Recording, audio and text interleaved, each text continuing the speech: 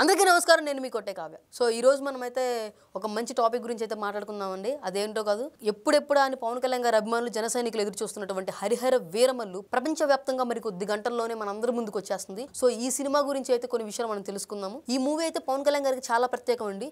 ఎందుకంటే ఆయన కెరీర్ లోనే ఇప్పటి వరకు చేయనటువంటి ఒక హిస్టారికల్ మూవీని పవన్ కళ్యాణ్ గారు మన ముందుకు తీసుకొస్తున్నారు. అటువంటి ఈ మూవీని అసలు ఫస్ట్ డైరెక్ట్ చేసింది అయితే క్రిష్ గారు. తర్వాత అనేక కారణాల వల్ల ఆయన ఈ సినిమా నుంచి తప్పుకోవడం అయితే జరిగింది.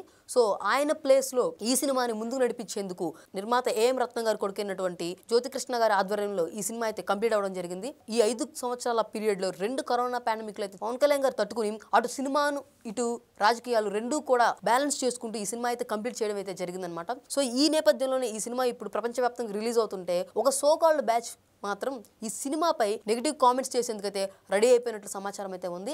అసలు మాకు తెలియని విషయం ఏంటంటే, ఒక సినిమా రిలీజ్ అవ్వకుండానే ఈ సినిమా బాగలేదు అని చెప్పని ఎలా రివ్యూలు ఇచ్చేస్తున్నారు.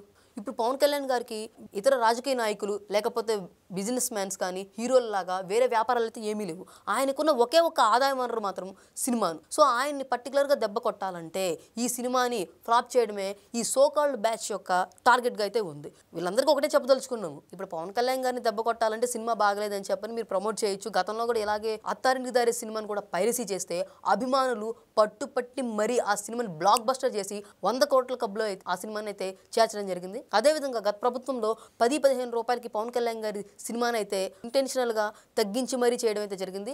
ఆయన అభిమానులు అంతకు మించి మనల్ని ఎవడరా ఆపేది అని పవన్ కళ్యాణ్ గారు చెప్పగానే అదే ఫోర్స్లో ఆయన యొక్క అభిమానులు కూడా మనల్ని ఎవడన్నా ఆపేదంటూ సినిమాని అయితే బంపర్ హిట్ చేసేశారు. ఈ హరిహర వీరమల్లు సినిమాని కూడా టార్గెట్ చేస్తూ ఫ్లాప్ అంటూ ఇలాంటి రివ్యూలు ఇచ్చే వాళ్ళందరికీ కూడా ఇది కూడా ఒక హెచ్చరికగా అయితే ప్రస్తుతం అయితే ఉందండి. ఎందుకంటే పవన్ కళ్యాణ్ గారి ఆర్థిక వనరును దెబ్బ కొట్టాలి అంటే ఆయన సమాజానికి చేసేటటువంటి ఒక సేవా కార్యక్రమానికి కాస్త ఆలస్యమైంది అంతే.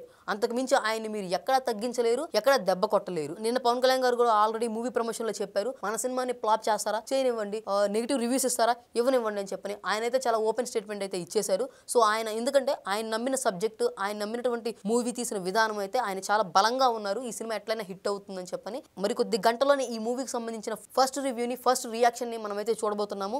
ఈ నేపథ్యంలోనే ఎంటైర్ హరిహర వీరమల్లు టీమ్ కి మనందరి తరపున ఆల్ ద బెస్ట్ చెప్తూ నేను మీ కొట్టే కావ్య.